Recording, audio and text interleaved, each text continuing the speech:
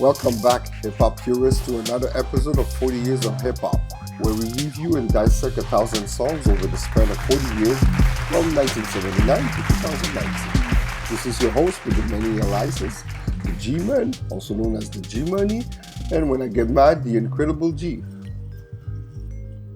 Forever Hip Hop is coming soon on Mixcloud. And on Forever Hip Hop, we'll be able to share with you our love and passion for real hip hop. Not the club bangers or the radio hits, but the tracks that you don't know also. And you will discover a lot of things with us. If you follow us for the last 2 years, you'll see that our selections are pretty diverse, really selective.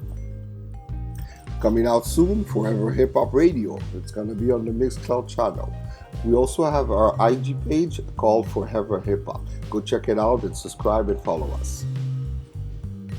Now let's take a trip down memory lane.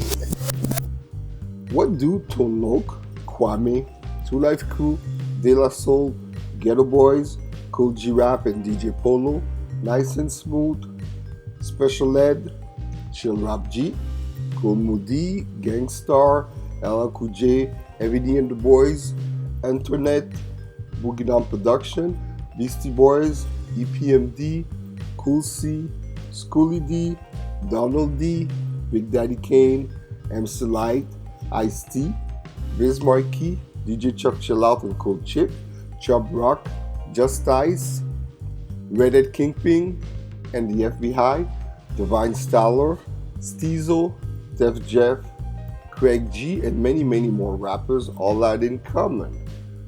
And the answer is that they all released an influential album in the year of 1989, a year that saw rap evolve on many aspects such as originality, variety, and style. To me, 1989 is the best year in hip-hop musically and artistically. What are your thoughts about that? What's your favorite year in rap?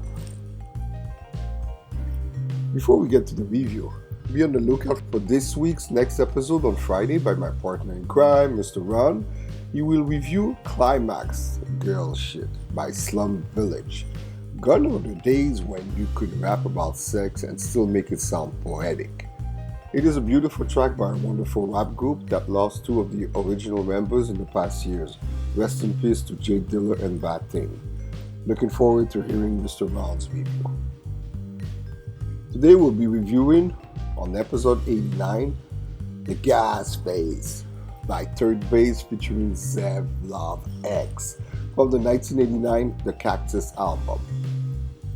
Third Base was a group that was active in the late 80s and early 1990s. The trio was formed by MC Serch, Pete Nice, and DJ Richie Rich, and was notable for being one of the first successful interracial hip-hop acts comprised of two Caucasian MCs and a black Afro-American DJ. Along with fellow Beastie Boys and producer Rick Rubin, both MC Serch and Pete Nice were one of the very few white hip-hop artists who were widely respected in the community back in that era. The group dissolved in 1992 and again in 2000 and 2013 after short reunions. The group released 2 studio albums in their initial career, and both of them were certified gold by the Recording Industry of America. Originality. What makes this song original? To make a song about making a stupid face towards someone you don't like is damn original. To create a term that becomes inducted into the Urban Dictionary is something.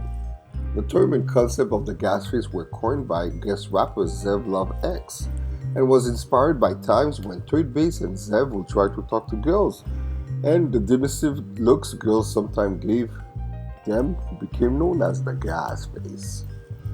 The funny and humorous music video garnered respectable MTV airplay. It featured a bevy of humorous cameo appearances that included Flavor Flav, Salt and Pepper, Kid from Kid and Play, DJ Prince Paul, Don Newkirk, Eric Sherman, PMD, DJ Sub Rock from KMD, DMC from Run DMC, Reggie OC aka Comeback Jack, may he rest in peace, and Gilbert Gottfried, persona as a comedian with an exaggerated shrill voice and phrases on crude humor. At the end of the song in the video, you can see Pete Nice expresses his wish that Hammer shut the fuck up and search engine an elusive gas phase. And for all these reasons, I had to go with the perfect score of 5 for originality. A fun fact: Donald Newkirk is an artist, a musician, composer, and record producer that is known for his many collaborations with DJ Prince Paul. He's then famous for his overs on albums such as De La Soul's 3 Feet High and Rising, and third bass song The Gas Face are ingrained in the collective subconscious of the hip-hop community of the world forever. As a musician, Newkirk has appeared on several hip-hop records, including the remix to Say No Go by De La Soul, but most notably can be heard delivering the funky bass line, memorable lead horn line, and keys on Stetsasonics Talking All That Jazz. Courtesy of Discogs and AllMusic.com and DiveBy.com for the information. Delivery, lyrics, and flow. The song's lyrics of The Gas Phase is a triumphant dressing down of what third base perceived to be questionable rappers, rivals, and racism. The rappers basically tell us what makes them do the gas phase. We can say that the song is the predecessor of Black Rob's Whoa, things that make you go whoa. Go check out our review of Black Rob. That was in episode 85. Go check it out. My review of Black Rob's hit of Black Rob's hit Whoa. As if quotable, I got verse 1 by Pete Nice. Gas, past tense made facially. Third base ill-expressed. KMD, 3 blind mics on site. Zev Lover gave it the first light. A grin shows a trick up his sleeve. Ha ha ha ha. Or the tangle web they weave. Deceivers, stupefied true fable. Say let's make a deal at the dinner table. Put you on tour. Put your record on wax. Trust me. Sign your life on the X. You exit XL, but what you really get, a box of Newports and Puma sweats. Damn. Text feeds and phones upon Amy's. To give up gas phase, he drinks from a thermos. Sob rock cut you like a clipper. Gas phase given. I beg to differ. Wow, that was nice. It was so cool, simple, short. Back then, the lyrics were not too heavy of that song. And he's telling you, it's like with every label back then, it was a shady deal. You had to sign on the X, and then you get crap for performing. You know, you don't even get paid. On verse 2, you got MC Serch saying, Black cat is bad luck. Bad guys wear black. Must have been a white guy who started all that. Make the gas face for those little white lies. My expression to the mountainous blue eyes. Then form a face and shake my skull cap. Dismiss the myth that evil is not black, but opposite spectrum. This done by red men. With horns on his head, laid down the hill plan. Got all his helpers. Said, make it snappy. Tell the people that their hair can be nappy. Blonde and blue eye or dark skin effigy. A disease created by their pussy. Don't speak of bleach, bend them to right. Say it was night way before the light. Put aside spook, search lives a trace. I've said him correct with the effect of the gas phase. That verse was so amazing. I love that verse. You know, when he says black cat is bad luck, black guys wear black, must have been the white guy who started all that. And then you got Mr. Zev Vex on verse 3. A gas face can either be a smile or a smirk when appears a monkey wrench to work one's clockwork.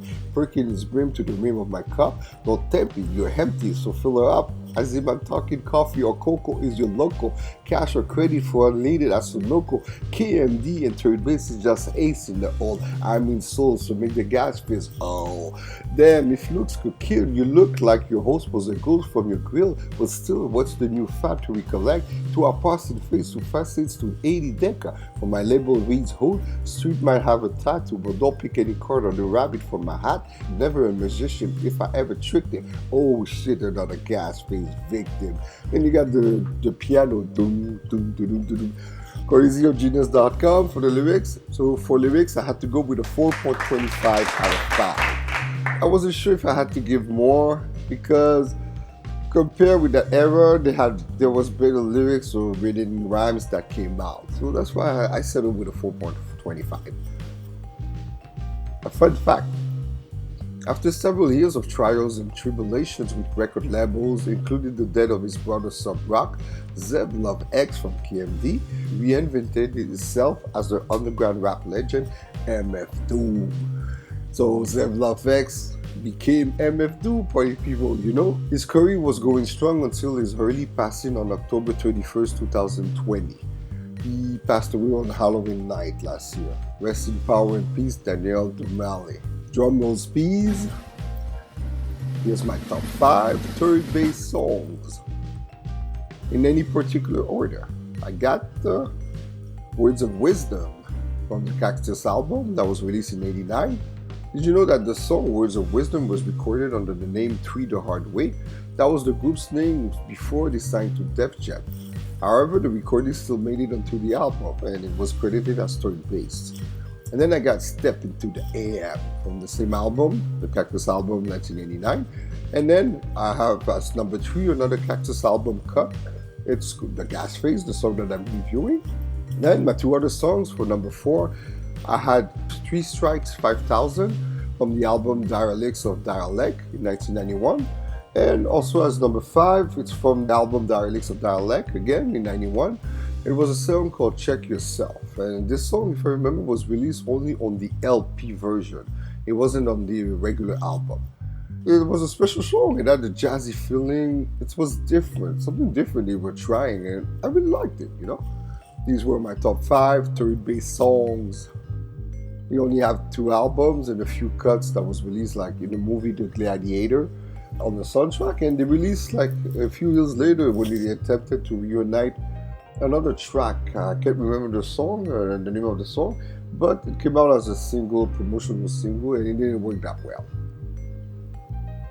Production and beat. What makes this so good or bad? Production. It is a very intricate beat with many sounds and drums. You can see the complexity and work behind the beat. Not a simple drum loop, and the sample is not constantly repeated, you know? And it was really a definitely workout beat by none other than Prince Paul, the producer. You can see that. We already know much about Prince Paul's musical production pedigree as seen in our Vol.03 final episode. Go check it out from the review. Paul will definitely have other songs in our top 1000 list. Prince Paul produced The Gas Phase and Brooklyn Queens on the Cactus album for third bass. The original version of The Gas Phase was recorded on a 4-track cassette tape and started out as a mistake. Paul wanted to change the beat after he realized the pattern wasn't what he wanted, but MC Serch and Pete Nice convinced him to keep it. And the song was recorded on the 4th of July and became a minor hit back then. Pete Nice and MC Serch also contributed to the song's production and provided help to Prince Paul. The beat contains 4 samples. The piano is from Think by Aretha Franklin from 1968. And you got the hook riffs from I Like It by The Emotions, a 1969 song. And you got the vocal lyrics of Beatbox is Rockin' by the Fat Boys from 86. And also the vocal lyrics of my favorite group of all time, EPMD, that was in 89 from the song Get the Bozak. And you should see at the end, Eric Sherman saying, Get the Bozak, get the Bozak, get the Bozak, yo. Get the Gas Phase. Oh, that was a real moment for me when I saw EPMD in the video. CordisionWhoSample.com. For all these reasons, for the beat, I had to go with a 4.25 out of 5. A fun fact. Pete Nice retired from the music business and opened a baseball memorabilia store in Cooperstown, New York. He also published a book called Baseball Legends of Brooklyn's Greenwood Cemetery under his real name in 2003, in addition to attempting to secure property for an official gravesite of Negro League players. Pete Nice is considered one of the preeminent experts on 19th century baseball memorabilia. Wow, he's really a fan of baseball. Before we go back to the next session, we at 40 Years of Hip Hop use Buzzsprout to broadcast our podcast and get our show listed on every podcast platform available. So far, our podcast is listed on over 20 platforms and reach more than 15,000 downloads in less than a year. As a Buzzsprout member, you will get a great looking podcasting platform, an audio player that you can drop into your website, even WordPress. You will also benefit with detailed analytics and tools to promote your episode like audio-video snippets of your podcast called Soundbites. My favorite benefit is that I get to generate a second revenue by talking about something that I'm passionate about. Think about it. Are you a fan of something? Try podcasting about it. It's easy as 1, 2, 3 and can generate you a secondary revenue. Get started for free, no credit card required, cancel anytime, no contracts. Use the link in our episode notes to let Buzzsprout know that we referred you, and if you sign up after your trial to a paid plan, you'll receive a $20 Amazon gift card and help support our show. Buzzsprout is the way to go. Relevance and longevity. Did it stand the test of time? If so, how? Not really. Who nowadays knows or heard about Toy Bass? Even people from my era seem to have forgotten about that group that had an impact in the early 90s. As far as relevance, you had EPMD's Eric and Parrish appear in the video. That itself was relevant as hell. EPMD never really made appearances or features outside of their close circle of the hit squad in that era. To have them appear with you was a landmark and achievement. Gotta be proud of that, Toy Bass. The song charted as number 5 on US Billboard Rap Singles, as number 31 on US Billboard Dance Music Maxi Single Sales. The song was remixed by Prince Paul as the Gasface remix in 1990. It was also sampled in over 19 songs. Most notable ones were Oodles of O's by De La Soul in 1991, The Reincarnation of Fruit by Grave Diggers in 1994, Gasface Refill, that was by KMD in 1991, and also What a Nigga Know by KMD in 2001. They sampled the song again. And then you got Third Bass, they sampled their own stuff 3 times in 91. On the song Kick 'Em in the Grill by Third Bass featuring John Rock, and on the track The Merchant of Grooves, and also from the track Ace in the Hole, all on the same album. Then you got the Executioners, the Super DJs Crashing Skills crew that was led by Rock Wader, rest in peace Rock Wader, and they sampled that on the song The Cypher in their 1997 album, and on the 2002 albums also they sampled it on Execution of a Bum Rush. It was by the Executioners featuring the Beat Junkies. And for all these reasons, for relevance, I had to go with a 3.75 out of 5. Fun fact, Toy Bass also dissed MC Hammer in the song The Cactus, with the lyric The Cactus turned Hammer's mother out. According to the group, it's actually this diss that prompted a death threat from Hammer that he contracted out through the Crips to get rid of Third Bass. Third Bass found out about that death threat when they were on tour in LA. Russell Simmons asked Crip founder Mike Conception to cancel the hit. Search says in the book that he believes Russell gave Mike Conception tickets to the American Music Award to be able to sit next to Michael Jackson in exchange to canceling the murder. Wow, that was what the guy asked. He wanted to be sit next to Michael Jackson. Search also said if you look at the footage from your award show in 1990, you'll see a man in a wheelchair next to Michael Jackson. That man was Mike Conception, the founder of the Crips. You can read about this story in the book Check the Technique Volume 2, More Liner Notes for Hip Hop Junkies by Brian Coleman, or better, you can hear it. You can hear MC Search tell that story live on the Ed Lover Show on YouTube. It was so hilarious and surprising. Go check it out. Impact. How did this song hit pop culture? That song is a must. In the line of comedic, humorous rap song, it's a must. It can be listed next to such great humorous rap songs like Biz Markie's Just a Friend, Slick Rick's Children's Story, or Dana Dane's Nightmares. And these are all 3 songs that will make our list. So I'm going to review them if Ron doesn't. They're such classic songs. The album overall can be considered as a hip-hop classic.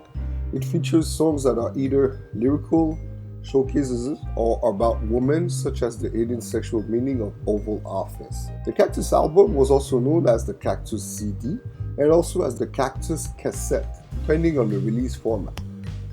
There was also a collection of Third Bass music videos which was released in 1991 as the Cactus Video, which was distributed by Columbia Music Video. Remember back then in Columbia, for $1 you could get 10 CDs, so I abused that system so many times, man. That's how I got my CD collection to grow. On the video, it contained the music videos of the album's 3 main singles, Step Into the AM, The Gasface, and Brooklyn Queens, and It also contains short skits featuring Gilbert Gottfried that appear between the selection as interludes. The Words of Wisdom and Triple Stage of Darkness videos were not full length and only contained the first couple verses of the song. The video was only released on VHS and is now out of print. That was an impressive marketing plan for 89. If you know about VHS, you must be a veteran or old as me, you know? Because the new generation, they don't even know what VHS or better mean. What is that format? And for all these reasons, for Impact, I had to go with a 4.5 out of 5. Fun fact, in early 1987, MC Switch tried unsuccessfully to join up with the Beastie Boys, yet later signed with Def Jam Records, also inheriting the label's feud with the Beastie Boys. Then Third Base dissed the Beastie Boys on the song Sons of Third Base. Ironically, it was the new Def Jam White Guys dissing the old White Guys. So to sum it up, I went with for Originality with a perfect score of 5, for Delivery, Lyrics and Flow with a 4.25, for Beat and Production, 4.25, Relevance and Longevity with a 3.75, and for Impact with a 4.5. That gives me a total of 21.75 out of 25, sums up to 87%. Thank you, fellow hip-hop purists, for tuning in into our podcast at 40 Years of Hip-Hop.buzzsprout.com and click on the support us heart icon to buy us a coffee. That's our Patreon, so that we could continue our weekly podcast journey until we reach 1,000 episodes. We're also available on all other major podcast platforms, YouTube, and follow us on social media at 40 Years of Hip-Hop on IG, Twitter, and Facebook. We've also made FeedSpot's Top 45 Hip Hop Podcasts list as number 16. Go check the list. See all links in our episode note. Don't forget, Forever Hip Hop's coming soon on Mixcloud. Check out IG Forever Hip Hop. I'll be back next week with the Dipset Anthem by the Diplomats. This is the G-Man signing out. I'm a Howdy 5000.